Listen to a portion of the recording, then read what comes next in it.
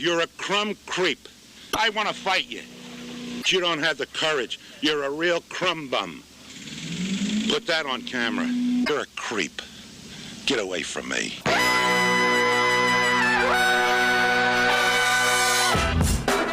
Good morning, sweet world, and welcome to the No Dunks podcast on the Athletic Network. It's Monday, November 28th, 2022. I'm J.E. Skeets here in the Classic Factory. And alongside me, as always, Tass Mellis. Podcast listeners, this is for you.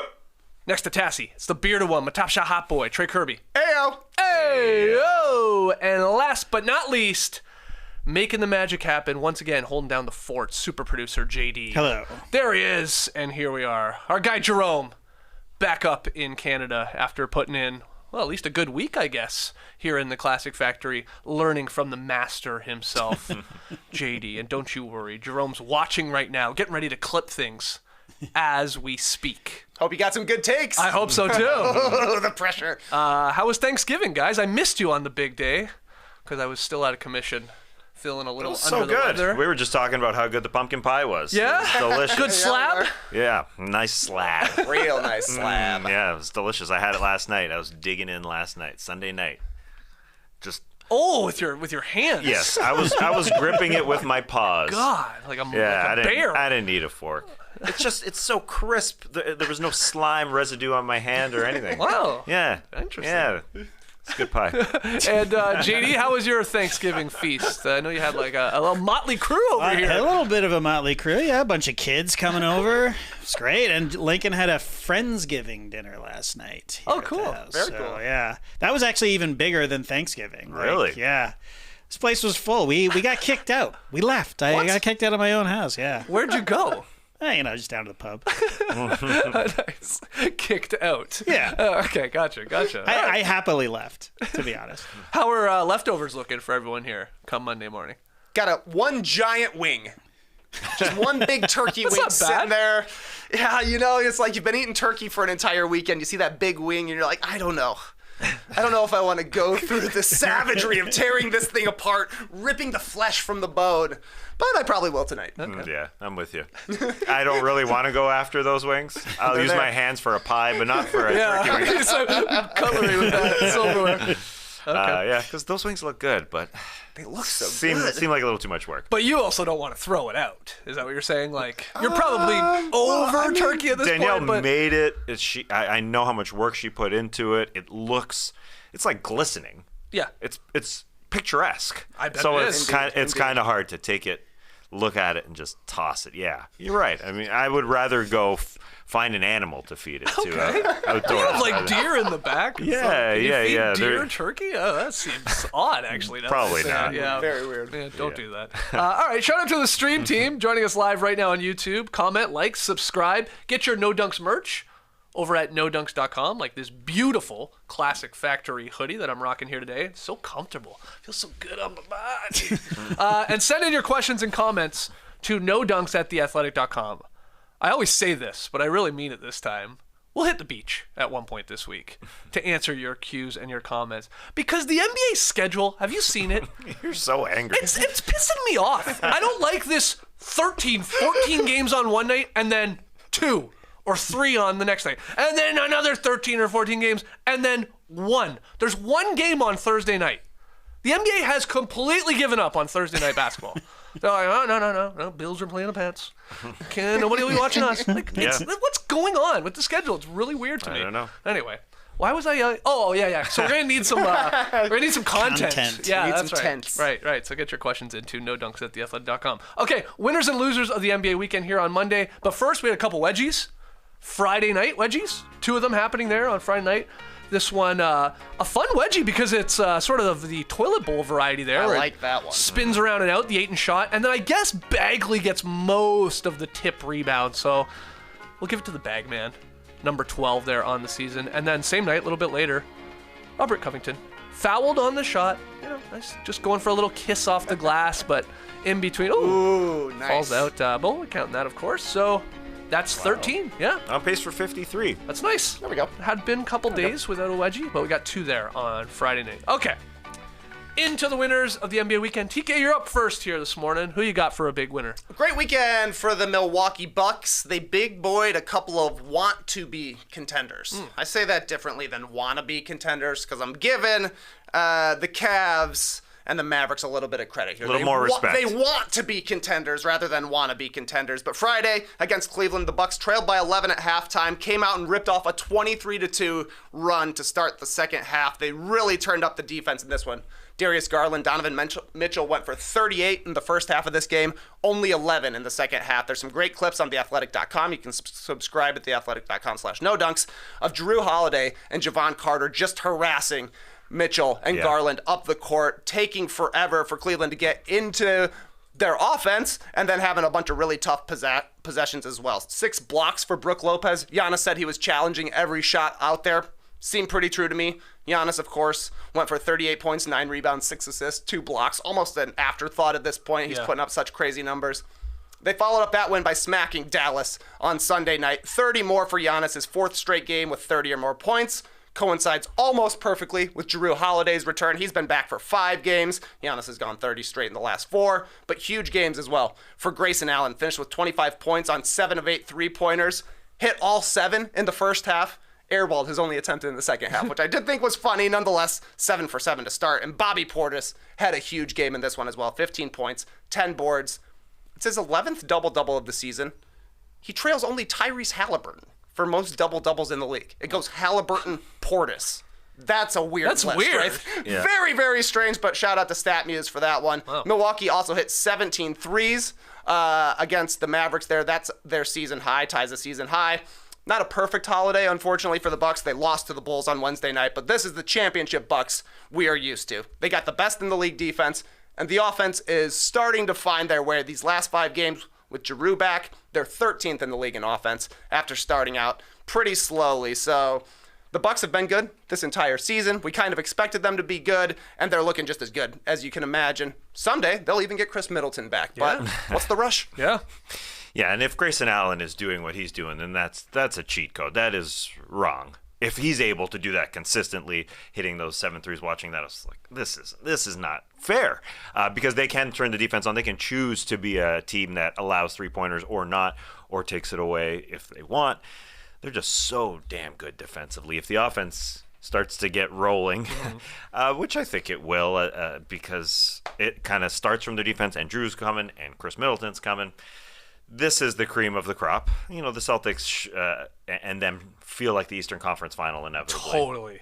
At this point. I mean, you can try and talk yourself into some of these other teams, be it the Cavs, Sixers when fully healthy. You know, the Heat are starting to slowly get it going, and all these squads. But yeah, I'm with you, Tass. It's like we can almost fast forward to the conference finals, it feels like, in the East, between the Celtics and the Bucks, and having a 7-game matchup between those two teams again. I feel like that's the case, especially with the Bucks being the number 1 defense, the Celtics being the number 1 offense, and then both those teams, slowly starting to find their way on the other side of the ball, be it the defense for the Celtics or be it the offense like you guys were talking about for the Milwaukee Bucks. But yeah, awesome weekend. I mean, the Celtics, I'll slip it in now. They could have been a winner of the weekend too, because they just keep winning games, and one of them they were even missing Tatum. They've won 12 out of their last 13. Yeah. Somehow they lost to the Bulls. Yeah. In the They've midst of only this lost to the Bulls and the Cavs. Stay out of the Midwest. Yeah. Bucks advantage, I guess. They're going to want that home court advantage. True. That's going to be actually probably super important. Yeah. First and second seed in the Eastern Conference. But yeah, Celtics and Bucks at this point, you can kind of pencil them in. One of those teams is going to get a winner every single weekend, it feels like. Yeah. Let's keep it going, though. Who do you got? Yeah, I want to talk about the Golden State Warriors because similar to the Bucks and the Celtics, the cream of the crop in the East, I feel like the Warriors are coming on. It feels like the Warriors are back, and they were also hilarious this weekend. Let's start with the basketball because it feels like the defending champs have arrived. They started 3-7, have gone 8-3 since. Curry's been cooking all season long. He's been doing Steph Curry-like stuff, MVP Steph Curry-like stuff. But when he sat, the bench has struggled, and that's a big reason why they started the season 3-7. But why I think the Warriors are essentially back is because the bench has an identity now. They feel like they're different because Steve Kerr said, we are going to try and win. Draymond Green and Andrew Wiggins are playing with the bench. And specifically, Draymond Green and Jordan Poole have a serious chemistry. Yes, those two. Those two have. I think Draymond Green really has unlocked Jordan Poole. They're doing a lot of pick and roll together, and that two-man game has helped Jordan Poole ball. He feels good. He had 19 in a win over Utah on Friday, and the bench isn't necessarily crushing teams, but they're just holding the starters' leads because the starters are playing so well. The Warriors are playing so ridiculously well. Clay is back. Hot Clay is back. Yeah. And their bench is healthier. Dante DiVincenzo is finally healthy. JaMychal Green, Anthony Lamb. And then Draymond Green and Andrew Wiggins are stealing minutes from the young guys especially. Kuminga is still getting some minutes. Moses Moody is not. James Wiseman is in the G League. So they just want to win. They saw what they did the first 3 and 7, the way they were looking when they were at first at 3 and 7, and they decided we got to get Poole going. And Draymond Green, yes, those two have chemistry. And Hot Clay had 6 threes in that Jazz game to help take control of the game. And Hot Clay is great Clay. It feels like they've got a really great rotation. That's the best Clay there is. And speaking of hot, they went into Minnesota for their second game this weekend and had 47 points in the first quarter. That's hot. That's ridiculous. An opening quarter of 47 wins. It was a blowout win. It was just a blowout win front to back. Clay had 21 points on 5 threes. Jordan Poole, again, feeling so good. 9 of 17 shooting, 24 points.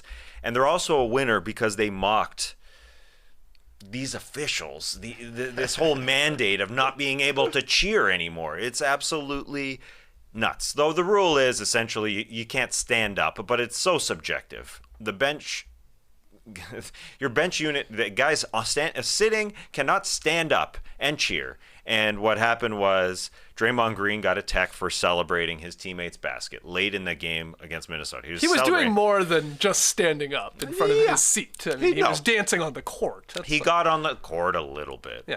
Okay. But he wasn't. The game was, number one, it was over. Number two, he wasn't affecting anything. No, not at all. He was having fun. Anyways, the funnier thing was a minute later, DiVincenzo hit a 3 and Steph Curry to mock the technical foul that Draymond Green got. Right. He went way under the stanchion and was pretending to celebrate, but he was just joking about Draymond Green getting a tech, and his teammates loved it. Oh, we love jokes. Yeah, they love jokes. They celebrated. So it feels like they got their vibes back. They're 11 and 10, and they're 3 games back of first. That's scary for the rest of the Western Conference because that's how tight it is. No one is really running away with things. The Suns are in first, but yeah, if any Western Conference team makes a run and it feels like this is the team that's going to do it, then you can run up into first or second, just like that. Yeah, that's a good point because nobody's run away with it in the Western Conference for sure. And their defense is getting back to Warriors-like defense, especially led by Draymond Green. They have figured out this rotation a little bit more. You talked about like Kuminga being really the only super young guy that's earning some minutes there in the bench sort of rotation. And then Clay is the big part. I mean, now you just add suddenly a guy that can score 25 in his sleep again and, hit 5 to 10 threes on any night. He's on a hell of a heater right now. Over the last 4 games, I think he's averaging 6 3-pointers made, and then some of that's bumped up by that 10 3-pointer made game. But yeah, and on top of this, you got Steph Curry, who was always in the MVP conversation, and maybe only on the outside a little bit because they had a sub 500 record, is squarely sitting at the table now because they're back to being at least a plus 500 team, and his numbers are insane, and the efficiency is like it's next level. So this is gonna be a fun MVP race with Tatum, with Giannis, with Curry, Jokic, Luka. Luka's numbers are there. Yeah. Jokic is balling, and he hasn't even had to play his style of game yet. I don't think he's kind of just dishing the ball right now. But yeah, the Warriors, basically since James Wiseman went to the G League, have been incredible. They're 8 and 3. One of those losses was the 45-point loss against the Pelicans, where they rested all of their guys. They're top 5 in net rating. They're top 5 in offense now. It was just a kind of addition by subtraction, I think. The vibes with Wiseman were not good. He wasn't really playing Warriors ball, so no surprise that immediately after he goes to the G League, they figure out how to play the style of basketball they've been playing for the past 6 or 7 seasons. So the Warriors are back, at least in the winners of the weekend category. Another one here, Big Z, Zoo Alcindor. They call him. No one calls him that. I like Zoo Alcindor. That's 'cause on at first Basketball I thought Reference. you meant Zydrunas Ilgauskas. No, the other big Z. I'm talking about Zubac, the Clippers' big man, the magical beast, as they said as he scored late. You see that? You are a magical beast, they said. Zubac, just a monster on Sunday. 31 points, 29 rebounds, Trey Kirby. That's a lot of roast beef. Damn right, 12 offensive rebounds of those 29. 3 assists, 3 blocks in 35 minutes. He nearly had the 30-30 game. He should have had the 30-30 game. He was fouled out with like 3.5 minutes to go. Otherwise, he gets it no problem. He would have had it on the play. He was actually called for the foul that fouled him out, right? It was a block. You get that block, it's actually a rebound. It always surprises me, you know? One of those weird little statting things. But anyway, just an unbelievable game. He's the first player in NBA history to record 30-plus points, 25-plus rebounds on 80%-plus field goal shooting since Shaq in 2004. I think Barkley's the only other one to ever even do that. So Barkley in the 80s, Shaq in the 2000s, and of course now Zubac doing it for the Clippers. What a line. Shooting 14 of 17, perfect at the free throw line as well. And a plus 13 in a game that LA won by 14 points because there's no Kawhi and no PG in this. Yes, that was a big win for them. I was surprised that they came out with this victory. I do think, just because he didn't get to the 30-30 mark, that we aren't going to really remember this line. I got to say. It's a shame. You're right. It's not we can handpick. Yep. We can handpick and say Barkley did, but we talk more about Kevin Love's 30 and 30 that he got than a lot of those handpick stats. Didn't Dwight we have love round numbers. I'm glad you guys asked. We need to find an extra rebound for Zubac because there's only been 4 30 rebound games in the 2000s. Right. You mentioned one, Kevin Love. Dwight Howard, Yep. that's another one. Who are the other 2 players with a 30 rebound game in the 2000s? Is it DeAndre Jordan? No DeAndre Jordan. Shaq, I'll throw out there. No Shaq. Drummond? No, That's no, okay. fair. I mean, these are both big guys, Capella, obviously. Gobert? No. One guy is notable for a name change. A name. Meta World Peace? No, the second most notable name change, I think you would say. You can't play this guy in the playoffs. That's for sure. It's not Ennis Freedom. It is Ennis Freedom. We got 30 What? You think that one's weird? How about the other of the 4 30 rebound games? You said Shaq. It wasn't Shaq. Yeah. It wasn't Pau Gasol. It wasn't Bynum? It was yes. Bynum. Andrew Wow. Bynum, a 30 rebound game. Majestical beasts, all of them. These are some majestical beasts out there. Hey, you've been doing a lot of great work on with the YouTube shorts, like highlighting post play. Go check out Zubac's first 2 points of this game last night. Just putting Turner in the basket. He's a good Just post got it on player. the block and just put him underneath, and then an easy little hook shot for 2. But what a massive game. I mean, this is the thing, I wanted to point that out. Miles Turner was playing in this game. I mean, he's considered one of the better defensive big guys in the league. He was also destroying Isaiah Jackson, the backup sort of power forward, big, or whatever you want to call him for the Pacers. Monster game from Zubac. 12 offensive rebounds. That's a full night of rebounding. That's nuts. And a good win, man. The Clippers are with this, Kawhi's back and then he's gone, and then Paul George is there sometimes, he's gone. It's like they're doing all right. Once again, Ty Lue's racking up enough wins here with the superstars sort of in and out and in and out and in and out. So Zubac, man, he is. I said this at the beginning of the season. This guy is so important to this team. Heaven forbid he were to miss time and get actually injured, because they are short on big guys like him. But awesome game. Let's keep it going, though. Who you got? Huge weekend for Tyrese Haliburton this weekend. 26 assists, 0 turnovers. Yeah. Pacers went 1-1 against the Nets and the Clippers. We just talked about the huge Zubac game yesterday, but if you stretch it back to Wednesday night against Minnesota, Haliburton's last 3 games, 40 assists and 3 turnovers, but he's really getting winner of the weekend for the Friday performance against the Nets. Went for 21 points on 7 of 15 shooting, 15 assists and 0 turnovers, 6 rebounds, 4 steals. It's his third 15 assist, 0 turnover game of his career. The rest of the NBA has 3 in the last 5 seasons. Pacers trailed heading into the fourth in this one, came through with a huge comeback, outscored Brooklyn 40-23 in the fourth quarter. Ben Mathurin was huge in this one, 16 points in the fourth.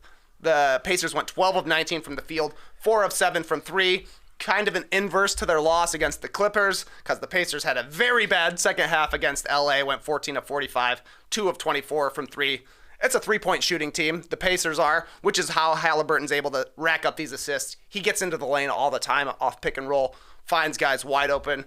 But if they're not making, they're probably going to lose some games. So they're going to have to hope for some nice shooting over the next month because the schedule gets very, very tough for the Pacers. The Clippers were their first game of a 7-game West Coast road trip, the longest road trip of the season, the only time they're going to be out on the West Coast. The worst teams they play in the month of December are the Lakers and the Knicks, like decent teams trying to make the playoffs. January 8th, they've got the Hornets, but until then, it's playoffs or like playoff adjacent, trying to get into the playoff teams. So we might not be talking quite as much Pacers as time goes on, but Haliburton is incredible right now. The number of assists is awesome, like 15 assists. That's a great game. But to not turn the ball over once, that's incredible, especially considering the load he carries for this team, the way he like sets up almost every single shot when he's out there. Really great stuff. You said he's leading the league in double-doubles? Leading the league in double-doubles. Fascinating. It is amazing. And assists, obviously. Yeah. That's weird that he is leading the league in double-doubles, but yeah, 11.1 assists per game. And you'd think that there would be way more turnovers with the way he plays because he tries, when he sets up guys, it's not like they're these passes at the three-point line. Like he is getting into the lane and making the tough pass to set up guys. His decision-making is incredible. I love watching every play that he's running the show because he's so smart and he does, like he takes chances, but he's able to just the decision making, whether he pulls back and shoots that shot, and his percentages have come down a tiny bit, but he's still shooting really, really efficiently. He's a great runner of the show. He's what the Pacers thought they were getting in Malcolm Brogdon, but the injuries kind of set him back. I think he's a souped up Malcolm Brogdon. I guess I just mentioned Malcolm Brogdon because I love Malcolm Brogdon, but Haliburton is just a great shot maker and setting guys up. He's impressive. They are very happy with that trade. Do you think who will it be? Either LeBron or Curry, or it could be Giannis. Whoever is the All-Star captain, do you think they'll draft Fox and Haliburton together, put them on the same team in the All-Star game? Bring it back. The old Sacramento Kings It'd be cool days. if it was LeBron, all the Kings men. Oh, Jesus, that's good. There you go, LeBron. You got to draft all the Kings players or former Kings players. Kings, yeah. Because Haliburton, I mean, he's on his way right now to being an All-Star selection for when sure. he drafts him, he'll say Tyrese Haliburton, curtains, Haliburton. He wins. He'll he drop wins. that. He's good with the lines. We got these written for him. We got you, LeBron. No problem. It felt like there were so many like nominees for winners of the weekend, even losers of the weekend, more than normal, I thought, in trying to put together this show. So I just want to run through some like mini winners of the weekend, okay? The Rockets won back-to-back games this weekend. They took down the Hawks and the Thunder, so two solid teams. Sixers won 2 games in Orlando. Okay, they played the Magic, but they don't have any of their guys. It's Shake Milton time, baby. This guy is balling. on one over the last 4 or 5 games. His numbers are unreal. The Heat, they've nearly clawed their way back to 500. They picked up wins over the Wizards and the Hawks. Bam is really starting to find his mojo. LeBron returned to the Lakers lineup on, I guess, Saturday night. He scored 39 points. Not bad, coming back from his injury. And then John Morant, he had his first triple-double of the season on Sunday in MSG. The Grizzlies won a couple games. They sort of like finally, well, I guess they are still missing Desmond Bane. They've got some more guys back in there with John Morant, but they got the W's, staying around the top of the Western Conference. He tried like a 360 spin in traffic in like a 1-point game with like 15 seconds to go or whatever it was. It didn't work, but the ball went right back to him after he got blocked and he scored, and that was enough. John Brunson had a couple chances for the Knicks, but missed some that he had been hitting. So those are some mini winners there. But I want to give the Suns some love after this long, really, weekend for us. They took care of the visiting Pistons and the Jazz over the weekend. They won by a combined 7 points, so it wasn't like they blew these teams out of the water. But they picked up these 2 wins, which I think is important, with Devin Booker struggling to score the ball. He was not going off for 45 or 40s or stuff like that. In fact, in the 2 games, he managed to score 24 points per game, Booker did, but he shot 36% from the field and just 21% from deep. So how did they get it done? Honestly, it was taking care of the ball, like there were a bunch of Haliburtons out there. They only had 13 turnovers versus the Pistons, which is fairly low, and then 6 versus the Jazz, which is unbelievable. And, more importantly, DeAndre Ayton. He's just a beast this weekend. Versus Detroit, 28 points, 11 to 13 shooting, 12 boards, 0 turnovers, 0 fouls, too, for a big guy. And then he followed it up with an even better game, at least in scoring-wise. 29 points versus the Jazz, 11 and 19 shooting. Decent at the line. 21 rebounds, Trey. That's a lot of roast beef. 2 turnovers, only 1 personal foul.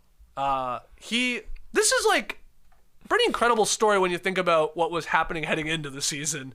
And him and whether he's getting along with Monty Williams and some of these guys on the roster, and okay, they're going to sign him, they're going to keep him. Oh, are they just going to wait to trade him? And he started slowly, but he's turned it on here, and the Suns have like the second best offense in the league. They trail only the Celtics, and they still are a top 5 defense, and they just keep winning. And I just think these were important, like impressive wins in the sense that, of course, Chris Paul isn't playing, but it's not Booker just like dragging them to the finish line. He was fine. He's okay.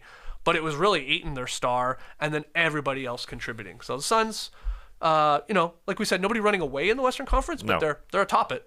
Yeah. And they look really solid. I will say, strange ending to the Jazz-Suns game. I don't know if you guys saw this. Jazz are down 1.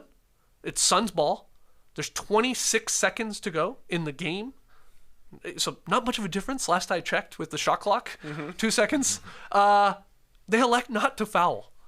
Now, I get it to some extent. You're like, you don't want to put Booker at the line. The guy's pretty automatic. And so, like, forced the ball out of his hands, but it made its way out of his hands, and then they just decided not to foul. The Suns took a shot right at the buzzer, and then Ayton, of course, grabbed a rebound. But even if he didn't grab the rebound, it was, like, basically game over, because after the ball hits the rim and goes up in the air, it's like a second or two, game over. Just a weird decision there from Hardy. And what are you doing, Will Hardy? Interesting. Danny Ainge says enough with the W's. Is that what's going on? Anyway, just a strange ending. They've been losing a lot lately. Yeah, the Conley injury really hurts, I think. Yeah. That was a close game. And the vibes with DeAndre Ayton are good, for sure. You can tell. Did you see the video with him and Mikal Bridges vibing with that kid sideline? I did see that. Oh, God, yeah, that's good. Heartwarming stuff. They basically sang a whole song. The Young Boy Never Broke Again song, like the entire thing with a kid who was doing his stomping sideline. Yeah. That song. You know that song. Nevada, you know that song. I do know that song. Yeah. Great vibes. Ayton could be better. He's good. Could be better than this weekend? Say, the numbers that stick out the most to me here are in the win against Detroit, 7 free throw attempts, 9 free throw attempts against the Jazz. Yep. The problem with Ayton is that he's the biggest guy out there, and he plays like he's the 5th biggest guy out there a lot of times. But against small front lines in Detroit and Utah, he was inside. He was doing work inside. So if he's able to do that and keep putting up rebounding numbers, that helps the Suns so much. But to me, they're a little bit the Utah Jazz right now that we've seen in the past couple of seasons. They're going to win a ton of regular season games. They're going to be one of the best top 10 teams on both sides of the ball. You got to prove it in the playoffs. But it's going better, I think, to start this season than anybody could have imagined after the summer. Absolutely. Yeah, I totally agree. All right, you got one more winner of the weekend for us. Who you got? I've got a conversation with an Atlanta Hawks fan who did something extraordinary, and No Dunks got to talk to him. Joining us now is Atlanta Hawks fan Iqbal Lakhani. Iqbal, with a great story. Thank you so much for coming on. Happy to be here. Thanks for having me. Of course, because after seeing you hit a half-court shot the day before Thanksgiving to win $10,000, and then seeing that this wasn't the first time you did it. About 4.5 years ago, March 2018, you did the exact same thing, same court, half-court shot for another $10,000. A wild story. 2 shots, $20,000, 4.5 years apart. What is your secret, man? You know what? I stick with the same routine. I went into the shot 4.5 years ago with, certain step approach, a few steps, a few dribbles, and just focused on the rim at that point and really just did the same thing. I was very superstitious, went into the same exact routine, and it honestly played out for me and worked out really well. So, yes, money. There was no rim, Iqbal. Absolute cash on this one. What was crazy is when I shot it, I got back to my seat. The depth perception is so tough in that building. I go back to my seat and I asked my buddy, I was like, hey, did I hit the backboard? he's like, no, you hit all net there. So I was shocked, honestly, when I went back. So. Yeah, that's good to hear from a professional half-court shooter like yourself. You're not a professional, but honestly, going back to the starters days in our summer league, we would step up and miss half-court shot after half-court shot after half-court shot. Our appearances, we went 0 for. Part of it as well, like you're saying, is the depth perception. Part of it is just having weak shoulders like myself. It was terrible. Do you have any advice for us if we ever get back on a court to try this again? I would recommend, if you guys had not already, is going to the gym ahead of time and getting your shoulders loose. I will say that was effective. I went to 3 different gyms that day. I found out at 2:00 that day I was shooting it. I was at the zoo with my nephew. Oh, wow. And I'm trying to figure out, okay, I gotta get to a gym as soon as possible. So I went to 3 different gyms around Atlanta and eventually found one where there was a couple people, and asked them if I could just kind of shoot some half-court shots, and had to communicate what was actually happening. So getting my shoulders loose, honestly, is the best advice I could try to give to you guys. So that is the absolute best thing I've heard, because I find out, and we just showed the clip if you're watching on YouTube, I find I come up short every time myself. I short arm it because I'm stiff as a board, so that is good to hear. You found out 2:00 same day. I'm interested in how you get selected. How did it happen? Well, did you get a call or what? And how did it happen the first time as well? Yeah, so I'm a season ticket holder. So I've been a ticket holder for 10 years. And, I had been talking to my rep, randomly throughout the season in an effort to do it. They actually had a tryout this year for the Hawks for potential half-court shot shooters, because I guess in the past years, there was just so many opportunities that people wanted. So they said, hey, why not do a tryout? So before the season had started, there was an open practice. And at one of those open practices, there was probably a line of 500 season ticket holders, that all got one shot to essentially their claim to fame as their tryout. So I did go there and showed up, and I guess I made the cut because I had gotten an email at 2:00. Literally, I just arrived to the zoo for my nephew's birthday at 2:00, and he had emailed me and said, hey, we got an opening tonight. Do you want to take it? And at that time I'm scrambling because I'm like, I got to get a shot. I got to practice. I got to do something. I got to spend time with my nephew for his birthday. So had to find that all balanced out. And eventually I committed to it. But yeah, it was just via email. He communicated to me. So amazing. That's interesting. You heard hours before. Same thing happened the first time? The first time was actually a little bit different. I had found out it was a Celtics Hawks game, way back in I think December of 2017. I had rolled my ankle that day. It was a tennis ball. So I had to contact my rep to say, I can't do this today, but this is my life dream to try to have this opportunity to do it. And he had rescheduled me actually for 2 to 3 months out. It ended up being versus the Sixers in March of 2018. So I actually knew that time ahead of time, where I, recovered from my ankle injury and then eventually got some more practice in, I would say, in 2018. But this time was a lot different. Literally 3-4 hours before I was headed to the stadium, I found out. So amazing. So I got to ask you, both times you won 10K. I'm going to ask you how much or what you spent it on. I know you spent it on the Peachtree sweater that I'm looking at right now here. An incredible sweater. It's a beauty sweater, the new City Edition jersey lineup. But 10K each time. What have you spent it on, and what will you spend it on? Yeah, so I would say they're very different. 4.5 years apart. I was 28 before, and that I will say, we went out that night and had a good time the first time around. I, went out with a few buddies. The cool part about was I just mentioned it to my friends, and we go to a lot of Hawks games. So the first time there was 15 to 20 people there because I'd known, a couple months ahead of time. So we had time to, kind of make something of it. So I had almost 20 people there. So immediately afterwards, we actually, I had to get drinks for everyone, of course, but, spent it probably a little bit more responsibly last time. And actually just put it in my account at that point and didn't really think anything of it.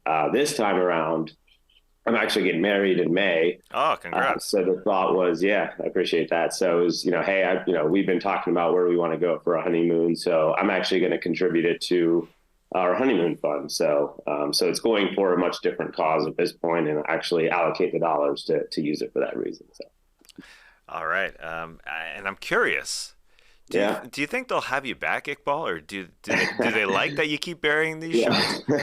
You know what? I wondered that same thing myself, and I'm trying to figure out the right time or tread very carefully on when to ask them. But I hope they'll bring me back out. Hopefully it's a feel good story. Third time's a charm, and hopefully I can make them proud, and maybe I'll get a tryout one day or something. We'll see.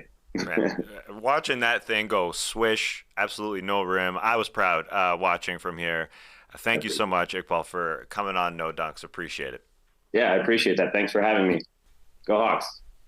The exclusive. Mm-hmm. Incredible that he didn't know that it went straight in. He thought he hit backboard. Yeah. He had to go to talk to his buddy and ask.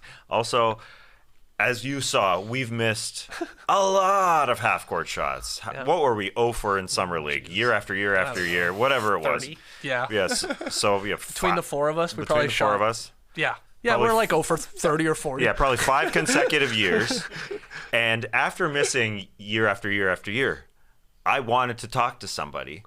I threw it around the NBA crew. I wanted to get in a gym and warm up. You did say that. Yeah, just like Iqbal. I remember you saying that. I can't sit at a computer and just get up and hit shots. Anyways, this isn't about me. Yeah. This is about Iqbal hitting 2 half-court shots for $20K, 4.5 years apart. Just 2 for 2. Money. He's got to go back and try for the trifecta, right? It has to be like 3 or 4 years from now. He's 2026. Yeah, exactly. Bring him back. That's awesome. Seems like a great guy, too.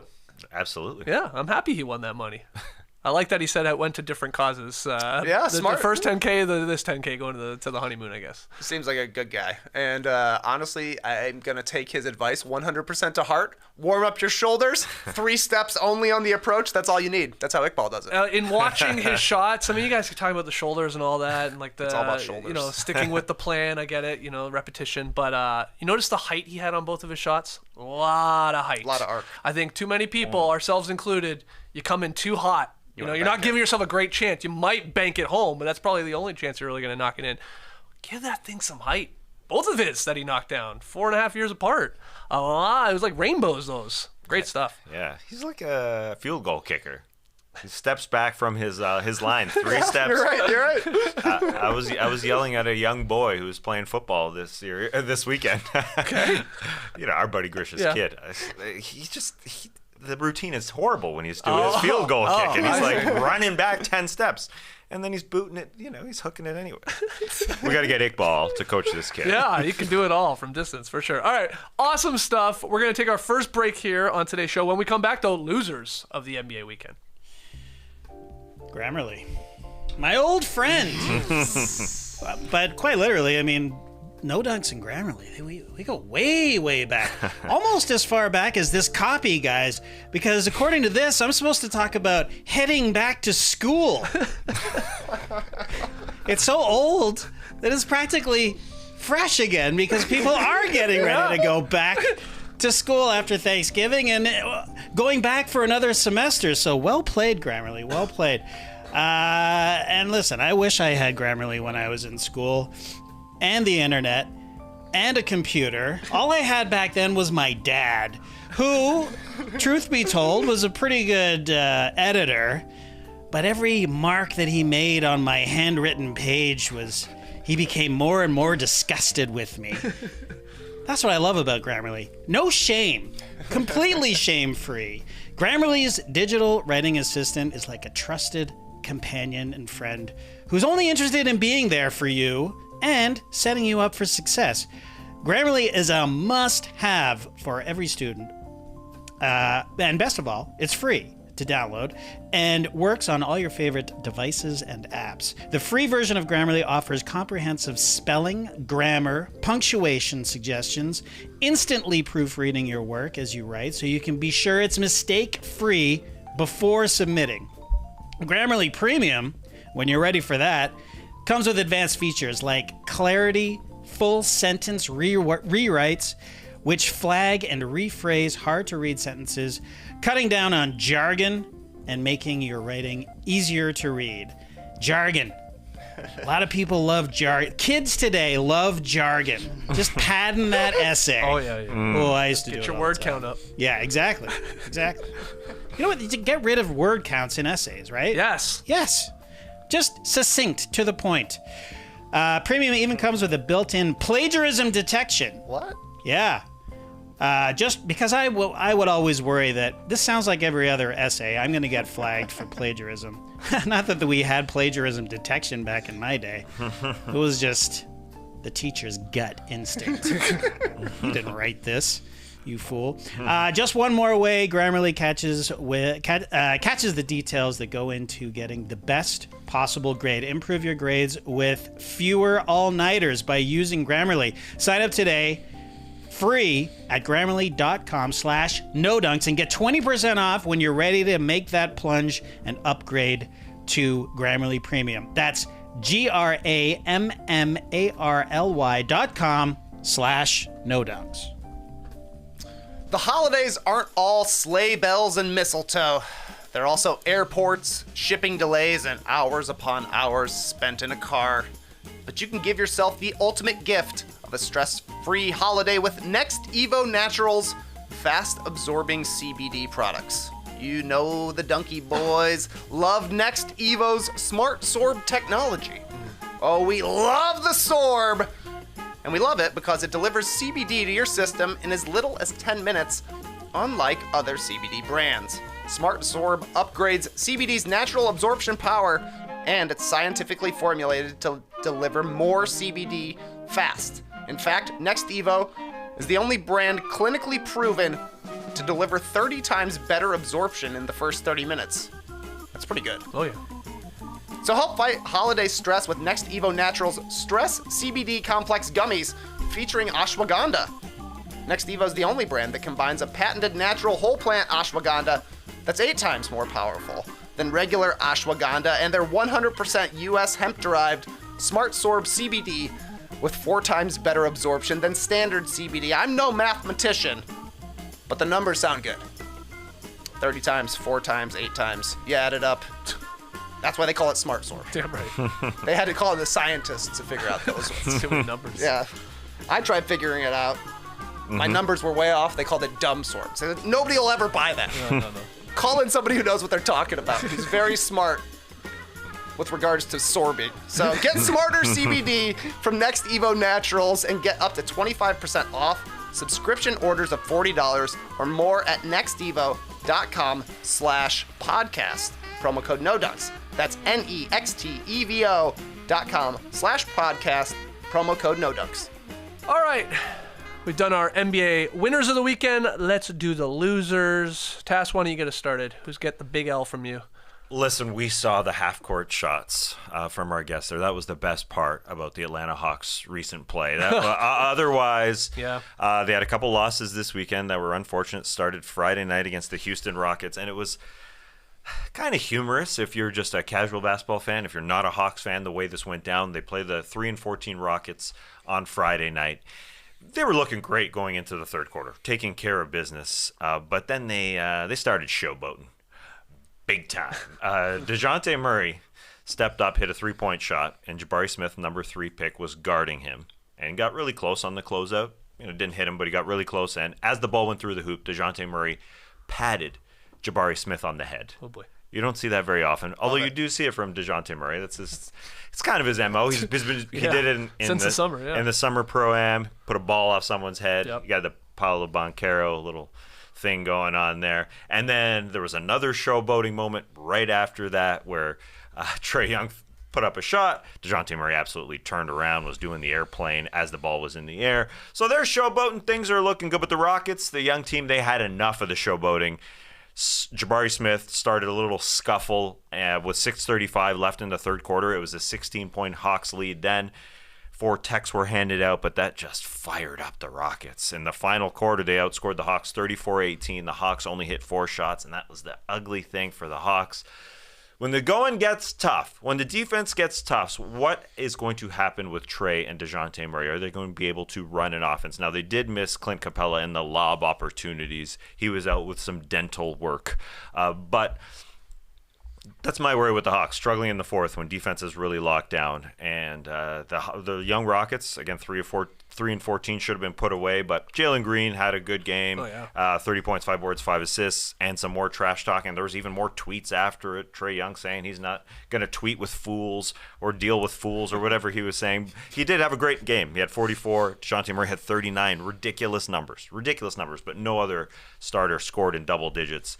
And they got out-rebounded, Clint Capella not being there, 59-28, but that's no excuse because then they went in, back home, I should say, against the Miami Heat on Sunday. This was the rematch of when they got embarrassed in the playoffs. They lost 4-1. This was the first time that they played the Heat, and after half, they just got shut down on both ends. First, the Heat just kept running the same play, the lob play, over and over and over, and Bam Adebayo's taking advantage. Bam had a great game, 32 points. No Jimmy in this game. And then they just zoned up, and they took away the Hawks. They started 5 of 7 from 3, the Hawks did, and then they shot 5 of 29 after. That's my worry, not getting into the paint when the Heat are able to take away. When you go zone, I don't think John Collins was taken advantage of enough, and probably a little too much Frank Kaminsky in this game. But either way, not enough paint action for this team. So that's the worrisome part for this Hawks team. It's a roller coaster with this team. There's some great highs. Yeah. There's also a lot of lows. Yeah, 11-9 now on the season. So you think the mocking there from the Hawks, specifically in that second half, lit a fire under Jabari Smith and Jalen Green and the Rockets to dominate the fourth quarter, like you pointed out. Yeah, and I should say Jabari Smith has not been talked about a lot as one of the top draft picks, amongst the national media, number 3 pick. Ben Mathurin been talked about way more as the number 6 pick. Obviously, Paolo Banchero has been talked about a lot, but he's been playing really, really well. And he can shoot the 3, hit 5 threes in that game. 21-9, 1 assist and 1 block and 1 steal. So he's been looking better. But yeah, undoubtedly, I think he's a pretty calm, cool guy, and they need some of those to go along with Jalen Green and Kevin Porter Jr., and they had fun in that fourth quarter. Yeah, that was the Rockets had the worst record coming into this weekend. They won 2 games, as we've mentioned. That was a great win for them. It was a great win for the team, and it's okay that they're towards the bottom, but these young guys continue to grow. And yes, it's should be growth on the other end. The Hawks should be growing, but that's a game they should have put away. And the Heat as well. They're up double digits in that game. No Jimmy Butler. That's the unfortunate thing. They're just not they're not locking down, and the offense is worrisome. Even though this was the number 2 offense last year, they add DeJounte Murray. You think they'll be fine? I just had flashbacks of that Heat playoff series where they kept Trae out of the paint. Where are you going to go? The Hawks were a popular pick, at least on Twitter, and people responding to who should be winners and, in their case, losers of the NBA weekend. And I think it's fair that Tass is leading them here with them. Any thoughts on the disappointing at 11-9 Hawks? I mean, they're 19th in offense. Yeah. That doesn't make sense at all. No. But it's very indicative of the way things went in the game against the Rockets. Like, you get 83 points from Trae and DeJounte. You should probably win that game. But they got no shooting outside of those guys, and Trae hasn't really gotten his feet under him. He's shooting 31% from 3. Their best 3-point shooter who ever plays right now is 46%, Aaron Holiday. He's a third point guard. AJ Griffin is the next best shooter, 39%. He's a rookie. Other than that, you're looking at DeAndre Hunter, 34%. He wants to take mid-rangers anyways. DeJounte Murray, not a shooter. John Collins, 31%. They don't use him very much right now. This is a team that needs to get some sort of outside shooting. Bogdanovich missing the entirety of the season certainly factors into that, but I don't think that offense should be a problem for the Hawks because they're playing defense fine. They're 12th in defense right now, so if you take their offense from last year, their defense this year, that's the making of a good team, but they've definitely taken a step backwards offensively. We're a quarter of the way through the NBA season. I mean, at a certain point, some of these teams are going to make some decisions when it comes to, like, what are we, where do we feel like we should be at? And what I mean by that is, like, okay, is John Collins going to be traded here for reinforcements to help maybe expand this roster a little bit, or some other sort of, like, borderline star player, or at least a great starter in this league? What does this mean for Nate McMillan if he can't get these guys in that offense humming, and any other pieces that could possibly be potential trade pieces, be it Capella or Bogdanovich. I know he's injured, so it's always tough to train an injured guy. But I think they're going to do something here. There's no way they can be happy with being a 500 team after the big push all your chips in, at least in terms of draft picks, to get DeJounte Murray. 100%. Yeah. Something is happening. The Clint Capella move, the little 2-game experiment, if you want to call it that, without Clint Capella this weekend for Onyeka and Kongwu going to the starting lineup, didn't go all that well. But the John Collins rumor that's been a rumor for a billion years feels like it's actually going to happen because they pushed in with DeJounte Murray. And they're unable to get into the lane because they have shooting problems and because they don't move it around. And I think John Collins will get moved for shooting help. There was a rumor via Bleacher Report about John Collins going to the Utah Jazz, potentially for Kelly Olynyk and Jordan Clarkson, something, a package like that, where at least you would have more shooting around the Hawks backcourt. And I think that sort of makes sense. But I think there will be a John Collins deal made at some point. They've gone all in with as you said, DeJounte needs space to get into the lane, and it would help Trey as well. It's unfortunate, but you're gonna have to trade a good player. Yeah. And John Collins is a great player. I think he's gonna be the one. They should go for Jay Crowder, I think. That's a guy that just chucks threes and plays defense and is a tough guy, which I think will certainly help. You can probably get him for a John Collins, and Collins would help the Suns as well. So I wouldn't be surprised if that's a guy they target. But Crowder seems like he'll get to kind of pick where he wants to go. Yeah. So who knows if it's the Hawks? Probably not if they're struggling. All right, Trey, who do you have for a loser of the weekend? Bad weekend, nay, a bad week for the Dallas Mavericks. They lost all 4 of their games last week, starting last Sunday. Lost to the Nuggets, the Celtics, the Raptors, the Bucks. That's 5 losses in their last 6, 8 in their last 11th. Dropped them to 11th in the Western Conference. You guessed it, not enough firepower, Tassie. Luka, decent games in both of these losses. 24 and 9 on 8 of 15 shooting against the Raptors. He was basically double-teamed all night. Jason Kidd was giving him a ton of credit for passing the ball away. Sure, I suppose. 27 and 12, 10 of 20 shooting against the Bucks, who are the best defense in the league.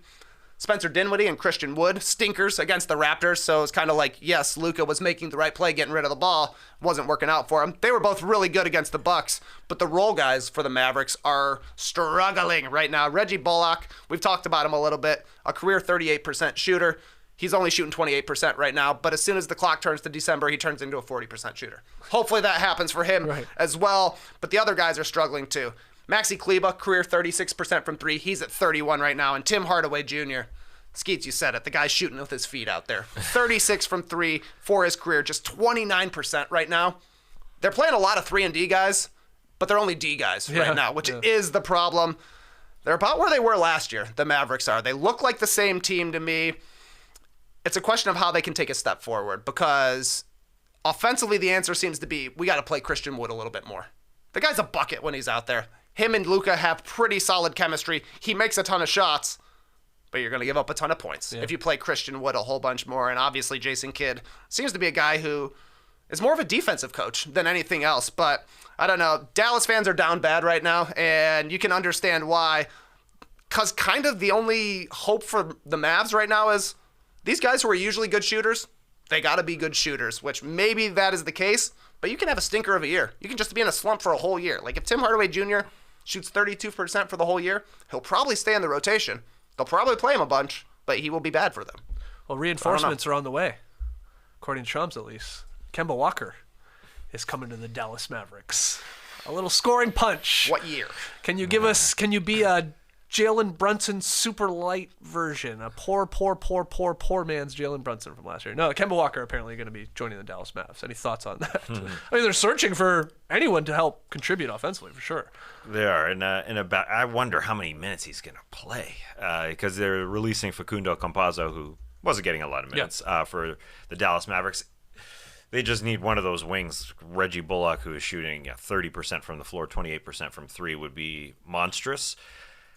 You know, it wasn't long ago that this team was 9-6, and then they go have a run where they play Denver, Boston, Toronto, and then Milwaukee. That's a tough schedule. Absolutely, there. yes. So they should. But to push back on that, you know, some people are trying to convince themselves that the Dallas Mavericks are in the same conversation with some of those teams. Sure. So you know, you want to win a couple of them, no matter who. And it was a tight game going down the wire with OG Anunoby, blanketing Luka Doncic on Saturday, and then to expect a back-to-back tough situation against Milwaukee. But yeah, they need somebody from the wing. The Kleba thing hurts as well because he could be helping out. He's sort of their break glass in case of emergency. He's just always there. He was just always there to hit a three when their guards were struggling. And he's a sneaky important player for them because he's the only big guy that does something on both ends of the court when he's making threes. When he's not making threes, he's just like Dwight Powell and JaVale McGee. You can play defense. Yeah. What else? Mm-hmm. I'm excited that some of these teams are like struggling a little bit here again at the quarter mark because I'm ready for trade season. I'm ready. The rumors are gonna like really pop off here. I think in the next couple weeks as we get closer to the trade deadline. But like the Mavericks, they feel like a team like, oh damn, we gotta help out Luka here. I mean, obviously Kemba's like Kemba, okay, but they got to do something. You would think teams like we talked about in the Hawks. I mean, possibly the Wolves being 500 after their big move, getting Rudy Gobert. They're just like some of these teams that are like now. Oh, this is who we are? Oh, we thought we'd be way better than that. So what's the move? Is it just one piece? Is it trading one guy for two guys and stuff like that? Is it giving a pickup and don't worry about the future all that much for something to get better right this second? I think we're going to get like a decent little couple weeks here of, maybe not blockbuster trades, but borderline emergency podcast trades. We're going to drop some EPs? Like what's going to happen when Kyle Kuzma gets traded, What's going to happen when Jay Crowder gets traded or John Collins? I don't know. I don't think it's an emergency podcast. Nah. But I mean, it's all about close. timing. It's all about timing. Yeah. Oh, if we're here, we're dropping to John Collins. Yeah. But you're driving back an hour and a half to the factory for a John Collins trade? I don't live an hour and a half well, away. Okay, whatever. You never know with traffic. Borderline EP. Yeah, I'm driving back. Wow. We got some borderline EPs we're dropping. We're getting some. We're getting some borderline emergency podcasts. For John? I'm coming back for John. Okay. Anyone named John. Also John Collins. Any player named John who's traded. Conchar? Wow. No way. We have to now. No, I guess we have to now. All right, the Mavericks. That is a well-deserved loser of the weekend. I'll give it to the San Antonio Spurs. Now, a lot of people are probably going to say, why? Who cares? They want to get Wemby. I mean, they want to lose games. Yeah, that's probably the case. But the Spurs did lose back-to-back games on Friday and Saturday to the same team, the Los Angeles Lakers. I mean, not great. And they lost Jakob Poeltl and Jeremy Sohan in that second game, both with like quad injuries. I hope they're not too serious. Both those guys have the rookie in Sohan, and then Poeltl's been playing really well. There's a guy that could possibly be traded if someone wants to make an offer that the Spurs can't refuse for their big. And then you also had Zach Collins, their backup big, in that second game. He was ejected for a flagrant 2 foul on Russell Westbrook. Cut open Russ there. The blood just started like coming fast and furious from his forehead there. I mean, he got him on the pump fake, and Collins came down and caught him there sort of with his elbow. LeBron was all over it. Medic LeBron getting a towel to stop the bleeding. But just a rough weekend for the Spurs with those injuries and the losses. And this was a team that started 5-2, and they've dropped 13 of their last 14 now. They've lost 8 straight games. This is the weirdest part. That matches the longest losing streak in the Pop era. And it's just weird to see the Spurs team continually give up like 125 points. That's the weird part to me. It's like with Pop coaching them, they've given up 120 points 12 times already this season. That's a hell of a lot of games where you're giving up a whole lot of points. Though I guess I always, with the Spurs, I forget they haven't been a good defensive team for like 5 years running. But you just keep thinking the Spurs as a team that was like continually in the playoffs and way back when, winning a bunch of championships. But they just haven't been good on that side of the ball, and it got worse this weekend, losing 2 games to Lakers. So I'll L for the San Antonio Spurs. Why are you smiling? Well, I'm smiling at whenever you do a LeBron sort of any LeBron story, people will come in with Le blank, right? LeBron starting a podcast, Le Podcast. What are we going to call it? Le EMT here with Willie Waugh on the stream team. Willie Waugh, it's more of a written one, so maybe I shouldn't have verbalized it. Le First Aid, Le Medic. That sounds better. Le First Aid. Le First Aid. Yeah, Le MT. It looks better than saying it, so I'll just stop saying it now. But the Spurs need some medics, that's for sure. Trey said it recently. That we were talking about teams that are no longer league pass teams that you kind of grimace when you see them on the schedule. I was being a company man, as I always am, and saying I think I can still watch 30 teams still at this point. But Trey, you mentioned that the Spurs are sort of on that threshold. They are the ones that are teetering. One of those teams that you kind of like, Oh, they're tanking harder than anybody right now. Yeah. They're the tankies. Yeah, they're doing a good job at it. They're going to have a 14% chance at Victor Wembanyama. I believe it's 14.5, or maybe it's 14. I don't know. 14.1, I thought it was. No. Yeah, but I mean, they're going to get a top 4 pick. And they need a top 4 pick pretty badly. Like, even if they don't get Wemby, if they get Scoot, if they get Amen Thompson, like, they need to get a guy who could potentially be the number 1 on their team because that guy is not on the roster right now. Yeah. You're right, 14%. And DeJounte Murray was traded for this very reason. He was helping them win too many games last year. He's only making $16 million. They decided last year to do this. Yeah. And it's working. No, that's why it's weird to give them like a loser of the weekend if that's the whole point to rack up these L's. But I mean, you lost 2 to the Spurs. It's just mainly they're not no defense is being played, and they are just like, all right. Just it's weird to see Pop just all right, just do whatever you gotta do. But it's for probably the long term future of the franchise, and it maybe will work out. Smartest thing they did though was going 5-2 to start the season. Because they're getting smashed now. Like you're saying, they've lost 13 of 14. Their one win was when the Bucks sat all of their guys, so kind of a giveaway game. But they're really flying under the radar for being the worst team in the league right now. Because they had such a strong start to the season, that you're thinking, oh, they're probably fine, right? Yeah. They're competitive in these games. Nah, pretty shamelessly tanking. Just to throw this news in here, it's not really a loser of the weekend, but like the Hornets' Gordon Hayward is out indefinitely with a shoulder fracture. I don't know if you guys saw his wife jumping on, I guess it was Instagram, sort of firing some shots at the Hornets and how they're handling the injury and how they're referring to it and stuff like that. But Hayward is going to miss some time. Horward. I put Gordon with Hayward together. Horward is going to miss some time. And there's a team that's also going to be in the Wembanyama sweepstakes. And I think emergency podcast for when PJ Washington gets traded, or Kelly Oubre Jr., or a Plum Dog millionaire. You're driving back. What do you live 2.5 hours away? I'll drive for 5. I will walk 1,000 miles, and I'll walk 1,000 more to talk about the Hornets. The man who talks about Kelly Oubre's hair. Yeah. Okay. Yes. Yeah, they gotta. This is a team that, of course, should lean into trading these guys for any future compensation, because we don't need to regurgitate it. But Hayward's out. I don't know if you have any thoughts on Robin Hayward getting pissed off. I can't believe it, Skeets. I got a thought on it because I've seen more Hornets games than I care for, and Golden Hayward. Gordon Hayward, he's been grabbing his shoulder a lot. Seems like he's getting his shoulder hurt every single time he's out there. So maybe she's right. They're not treating him well enough because they're showcasing him to trade him. Yeah, so he came back for a couple games, right, after being out a while. Yep. Yeah. And he missed a good chunk. Yeah, and the thing is, he hasn't been able to play 50 games since he got to Charlotte. No, never. Yes.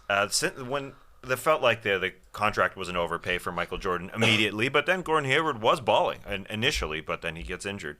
And I guess they haven't been handling it well, according to Robin Hayward. I don't have any inside information. All I know is that he's not able to stay on the court, and that's the problem. Yeah, he missed 8 games there because of the injury, and then he came back for 3, and of course re-injured it here. He had played okay in at least one of the games. Scored 20 points. He's probably playing video games pretty well while he's out. Because shoulders down. Shoulders down. You don't need to do anything with your shoulders. I did see somebody comment the Robin Hayward, his wife, came out and also interrupted a time when he was playing video games and said, "We gotta go, Gordon. Shut down the PS or the Xbox. We gotta go." So there's some more Robin Hayward content for you. But first of all, Gordon Hayward's got a tattooed wedding ring that him and Robin have. Just wanted to share that. Also, why not a hair package like Gordon Hayward and Kelly Oubre trading two men with unique hairstyles? Huh? I don't think Gordon like Hayward. Bald guys are like. Oh yeah, what are they trading for? I don't know. Bald guys back. I don't know. Other guys with cool haircuts. Yeah, cool haircuts. I can't see anybody trading for Gordon Hayward. No, he's got this year and next year. Right? It's also a second rounder. You want a Okay. top 59 protected second rounder for Gordon Some of these Hayward? other pieces, you could convince me they could contribute to your team. be it like a PJ or a Kelly or stuff like that. Obviously somebody coming off the bench or like a fifth starter, but just because they're not quite the deal that Gordon Hayward's making still. But he is out, and they'll just probably continue to keep losing games here, and no rush to get LaMelo Ball, of course, back after he re-injured his ankle, right? So guys in and out there for the Charlotte Hornets. Those are our losers of the NBA weekend. Anyone else you want to throw in? Any other players? Any other teams? Any other moments? Any other wives tweeting or Instagramming about their loved ones and an injury? No. I mean, I gave some consideration to a loser of the weekend for the Minnesota Timberwolves. Certainly, they lost 2 games, but they also just won 5 straight. Right. So give them a break. It's very kind of you. Yeah, they did win some games. We'll give them a break. Speaking of wives, this came up on Friday.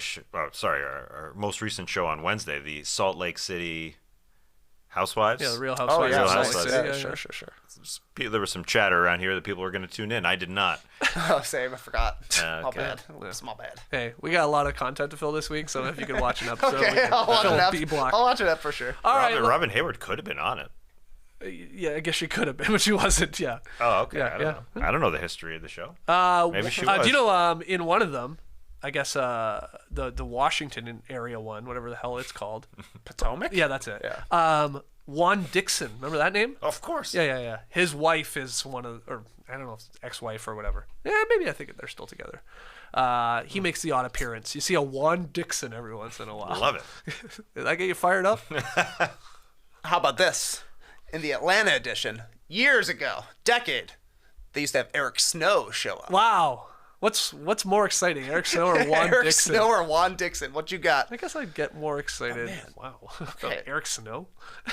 But I'm thinking we got Eric Snow, we got Juan Dixon, Yeah. we got the story in Salt Lake City. Yeah. We got Adrian Malouf, former owner of the Kings, who was once a Beverly Hills housewife. We just need one more for a YouTube short. 5 Real Housewives NBA moments. What a crossover. Yeah, you're I right. guarantee it hasn't been done yet. All right, well, 5 best NBA moments on Real Housewives. I bet there's Send us one more. Yeah, I bet there's 10 more. Probably, honestly. yeah. So many of There's these been shows. 9 million episodes. Yeah. Oh, Scottie Pippins? Larsa? Yeah. She may have been on one. She may have made an appearance. Ooh. Okay, I gotta get Nora. I gotta get Nora on the we horn gotta call here. in the experts here. Yeah, we gotta get Nora to break it down. We'll give her that YouTube short to do. Okay, we gotta take our final break. When we come back, pick 'em results and a very, very interesting. Real Housewives of Miami, man. I told you. On it! We got ourselves a content! Okay, Tess, what do you got, man? Well, I was at a lovely wedding a couple months ago. My man Ryan Setz got married. No, it was not a bowling-themed wedding. The former Canadian Junior Bowler of the Year doesn't bowl as much as he used to, although he did win some cheddar, his words, in a tournament recently. Oh, nice. Some cheddar, some Canadian cheddar. But I could tell Indochino was present at his wedding. I could tell. I was looking around, spotting him everywhere. I was looking for the bowling monograms on someone's suit. There were some bowlers there, I know. I know Indochino can sew a nice bowling monogram. They customize everything. I know, Skeets, you've got an Embrace the Day monogram. I do. I've got your pant leg, right? I've got all of everything. Just all of monograms everywhere. My chinos, my shirts, my custom cuffs, my custom collars. I got it all. Just olives. All colors too. Nice. All colors that olives come in, not crazy colors, not like white olives. What colors do olives come in? All of them. Green, for sure. Yeah, black. Black, purplish, yeah. That's it. Man, this ad is the pits. Anyway, sorry, Indochino. Anyway, I've got my measurements inputted on Indochino's website on their platform, and I'm glad they haven't changed over the years because I put them in a couple years ago. They're still there. Easy. Click, click. Choose your favorite fabric. Customize every detail to find the look that is perfect for you. I was impressed with the customization. Every Indochino suit is made specifically for you. It's a tailored experience at a great price. Shop their made-for-you suits starting at just $449 and premium fitted shirts starting at just $89. You can fine-tune every detail, lapels, linings, monograms, and more. Get a premium, personalized wardrobe without spending a fortune. Design your perfect suit with Indochino. To get 10% off any purchase of $3.99 or more, use promo code NODUNKS at Indochino.com. 10%, that's a lot of cheddar. That's INDOCHINO.com, promo code NODUNKS. 10%, that's a lot of olives. Oh, yeah. Champions aren't born, they're made. And the secret to making your business reign supreme? Shopify, the all-in-one commerce platform to start, run, and grow your business. Shopify makes it simple to sell to anyone from anywhere, whether you're selling warm-ups or wall hangers. It's time to start selling with Shopify and join the platform simplifying commerce for millions of businesses worldwide. With Shopify, you'll customize your online store to your brand, and you'll discover new customers, and you'll build the relationships that create diehard fans, like our diehard No Dunks fans. Shopify fields all the sales channels to grow a winning business, from an in-person POS system to an all-in-one e-commerce platform, even across social media platforms like TikTok, Facebook, Instagram. Social media, hot right now. Social media? Big time. Social media is having a moment. I've heard about this. Yeah, and thanks to 24/7 support and free on-demand business courses, Shopify is on your team every step of the way. It's a well-known fact that Jimmy Butler started selling $20 cups of coffee, no matter the size, in the NBA bubble back in 2020. But did you know that Jimmy brought his love of coffee and community to the digital world? Seriously, Big Face Coffee uses Shopify. Jimmy gets buckets, and Jimmy gets bucks with Shopify. When you're ready to take your winning idea to the world, team up with Shopify, the e-commerce platform powering millions of businesses down the street and around the globe. Try out Shopify for free today and start selling anywhere. This is Possibility, powered by Shopify. And sign up for a free trial at shopify.com/nodunks. That's all lowercase. Go to shopify.com/nodunks to start selling online today. That's shopify.com/nodunks.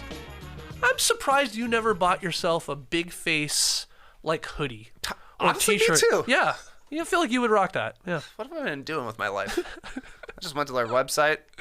Looks like Shopify hooked them up. Yeah, man. Yeah, he's got a lot of Packaging great is stuff. great. I know. The branding is really good. Good name. Wonder how the coffee tastes. I assume it's pretty good. Slide in the DMs, Big Face. All right, there you go. Okay, pick 'em results from way back on Wednesday night, because we didn't have a show on Thursday or Friday. It was that Dallas Celtics game. Why did I say Dallas Celtics game? That was a weird way to say it. Dallas-Boston game, or Mavs-Celtics game. Boston was favorite by 4.5. I took the Mavs. That was wrong. I'm reeling after a super hot start in the month of November. I'm 9-7. You guys got the victory there. Tass improved to 6-10. Trace 500 at 8-8. So anybody's ball game here actually still with what? How many nights? Three nights to go. Yeah. What's our game? Well, are you happy with the schedule tonight here on Not Monday really. night? No. No? There's too many games. Now there's too many games. Well, this is my issue. There's either too many games or there's not enough games. Spread out the games. Spread it out, man, like an olive paste. Yeah. Tapenade. Well, tapenade. Yeah, that's what it's called. There's some good ones out there, though, Oh, yeah. including Yeah.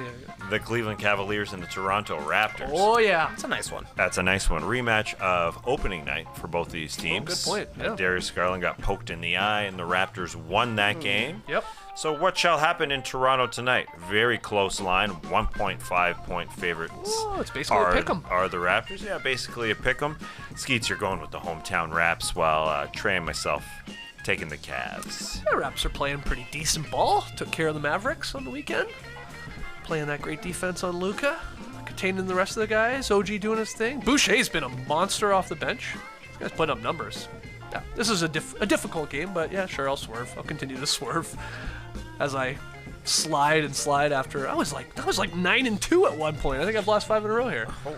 Yeah, I know, but not tonight. Raptors getting it done. You guys got the Cavs. Yeah, I got the revenge. I feel bad going against the Raps. Usually I'm a auto click for An the Otto Porter Jr. Toronto click? Raptors. Yes, an Otto Porter Jr. click. Nah, I think the Cavs got a revenge factor here. You think they really are reeling from that opening night loss? So they sticking with them. And why do you take? They got a finger stuck in their eye. Yeah, exactly. I'm taking them because when the Cavs pull out this win, I will assume first place. Wow. In our pick and payoff competition. What's Jared Allen's status though tonight, boys? I believe he's out, isn't he? He's out with this back issue. He's important. Cleveland Cavaliers. He is important. Well, we'll see. All right. Should be a fun game. One of the good games on tonight. All right. Let's get to tweet of the night. Tweet of the night. Wow. Twitter. All right, tweet of the night. It's got nothing to do with basketball, but it does have to do with fashion. Don't buy yourself a big face hoodie because I've got something else coming your way. It's a big old hat. Oh my goodness. From @Sam4TR. This is Brian Robinson. He plays football for the NFL. This is him after the game. This is not a Photoshop. Plays for the NFL. He's on the NFL. Yeah, he plays for the Commanders, whatever the hell they're called. This is Brian Robinson said his friend has a big hat company, and the quote is, "If you want a big hat, let me know." Nora, my wife, was so confused by this morning when I was showing her. She's like, "Why did they Photoshop his hat big? Like, what's the joke?" I'm like, "No, that's a real hat. That's a real big hat." She's like, "No, that can't be." I'm like, "It's a thing." And I looked it up. I showed her. I went to www.nogginboss.com. Yep. And you can get, or at least customize, your own giant-ass hat. Nogginboss.com. And I think it was Mina Kimes yesterday tweeting while a bunch of the NFL games were on that she couldn't focus on the games because she kept thinking about this hat and that there must be a hat within the hat. Right? Sure, yeah. Like, is it foam? Is it an actual ball cap within the giant hat? I don't know. I went to nogginboss.com Yeah, you as did. well. Not an ad. We're just big hat enthusiasts here, checking it out. And it seems to be an insert of sorts. Okay. That Like, makes sense. yeah, you pick the insert, is it like a small, medium, or a large, extra large? It's only $125 for a complete custom ordered big hat. That's not that bad, I guess. Right? We gotta get one. I feel like these are going to be a hot Christmas item. Yeah, I'm a little worried though, because it says it'll take a couple of weeks for the full custom order. Are you still gonna think a big hat's funny in a few weeks? Will it be funny in 2023? That's the question. It's pretty good right now. Yeah, you gotta hope nobody makes Now there's another photo from the front. Not kidding. That looks great. That looks so hilarious, man. I mean, honestly, that hilarious. photo right there, that's me in a normal hat. Every hat is a big hat to me. Every hat is a noggin boss to this old tiny dome. But yeah, for you guys, it's what? It's a pretty good pick and payoff one. I think Yeah, about exactly. it. Get a no dunks one. Yeah. Okay. There's purple hats. I did see. Yeah, there are purple hats. I see Ludacris wearing one. Yeah. Yeah, I guess. Oh, really? They got. They went on Luda. Shark Tank, and I don't know what happened, but somebody bought them. These are some big hats. Yeah, with Luda's hair, it doesn't look as big. No, he's got sort of a fro He's going. got the fro going, Yeah. but yeah, to me, it sort of looks foamy when I'm looking at him on the website. Like it's just your head just goes into direct foam. I want to know how heavy that is. Encasement. How heavy is that hat? I will Like, say, is my head Good call. I'm worried about that for sure because watching the interview with the Washington Commander player there, Yeah, he was Brian not Robinson. selling it. He was not selling it whatsoever. No, it's his friend's company. Yeah, He's just got kind of a like, big ol' hat. yeah, there's nothing much to say about it. The reporter gave him like it was a softball for him. Right. Why are you wearing that hat? And what do you say? He's Just like, just kind of like, yeah, that's weird. There's no story. There's no story behind it. And then he kind of said, yeah, my friend's company is that, and he just kind of walked away. And that's it. He didn't sell the hat. I don't think you have to say anything when you wear a hat that fair. big. Like, it had like 100,000 likes. It's doing well on social media. It just got tweet of the night on an NBA podcast. I think it's he's heavier. all right. I think it's heavier than a helmet. I think it's heavier Oh, than I his don't helmet. think so. No. You think you got No way. NFL neck muscles to support one of those? I think he was tired. He was tired of wearing a helmet for 3 hours. Then he had to put that thing on. Look at that guy in the back. Whoa, look at that hat. I mean, it's He kind had a great game, too, I think, Brian Robinson. I believe he's a running back. yeah, I think he got game hat. He looks good. Honestly, he could rock it. Yep. I thought. It'd be good for the beach. Keep the sun off your face. That's for sure. Can you imagine walking down the beach wearing a hat like that? This is so good. I mean, I did. It's so funny. I can only picture Trey Kirby wearing this for sure. I had so many people tag me on this tweets. The last time I've been tagged on a product like this was when they first came out with beard ornaments. Beard ornaments, yeah. which you did get. I've got a lot of beard ornaments, so if I don't have one of these by January, I'm gonna be a little upset, to be quite honest. All right. I got to do a fathead collabo. Oh, JD's trying to like superimpose the hat on. Wow, good job, JD. That's pretty good. It looks good on you. Hey, thanks, man. You got a big old. I know I'm noggin. going for a large, extra large, unfortunately. It's just gonna look like a hat on me. Oh, I'd love to see Will Liu in that hat. Our guy from the Raptors show. Oh man. I hope they bring that up on today's podcast. Okay, that's it for today's show. Let's call it there. NBA weekend winners and losers. Who we missed? Let us know. I know you have here in the stream team. Let us know in the YouTube comments. Let us know on Twitter @NoDunksInc. We're here all week long. Monday through Friday, live at 10 a.m. Eastern from the Classic Factory. What? We're not leaving. No. Well, we would never know when this borderline emergency podcast. Borderline EP's dropping. You live like, what are you, 6-7 hours? Yeah, from here? 40. I'm surprised you moved 4 to light Memphis. years away. That's weird. You might as well move in. What did we do an emergency? Who did we do an emergency podcast for last year? Norm Powell? We did like a Norm Powell emergency podcast. Well, trade deadline day, there was the 4-team deal with Serge Ibaka, Dante DiVincenzo, Oh, I mean, Marvin Bagley. this is Kuzma Zone. These are Kuzma Zone podcasts. It's not an emergency podcast. If it's on, We were Tony, there. we did an emergency one. We were there. We did were an here. emergency on trade deadline. The most recent one we did Steve Nash. That almost podcast. doesn't count. Okay, Yeah, Nash we came back for. Yeah, you're right. I want to know the player. What is the line? That's a great debate. Like, is it like PJ Washington, like the Chevy Cruz of the NBA? Is it Kuzma? That's a step up. Is that maybe makes more sense? We'll figure it out when it happens. Yep. On Wednesday, keep your eyes and your ears peeled for a brand new Is This Good podcast with our good friend Matty O. Go check out the Thanksgiving edition of Is This Good. That was a blast that we did that last week. And then on Thursday, TK, JD, and myself, brand new episode of No Buffs, our Survivor recap podcast. We are down to 3 more episodes of this Survivor season. So if you're a Survivor fan, go check out No Buffs. It's got its own YouTube feed, its own podcast feed. But otherwise, NBA shows all week long, baby. Thanks to Iqbal for coming on. That little exclusive interview with Tass this morning. That was great. And we'll see you guys tomorrow here from the Classic Factory, unless Kyle Kuzma or PJ Washington gets traded. Until then, though, Clipper Bros. You heard it here first. Have a great time. Turn up. Love you guys. Awesome. Thanks for joining us. And remember, I'll just use the words of Iqbal Lakhani. If you're going to take a half-court shot at an NBA game, warm up first. Yeah, it feels real good. Brace today, people. Just hit one.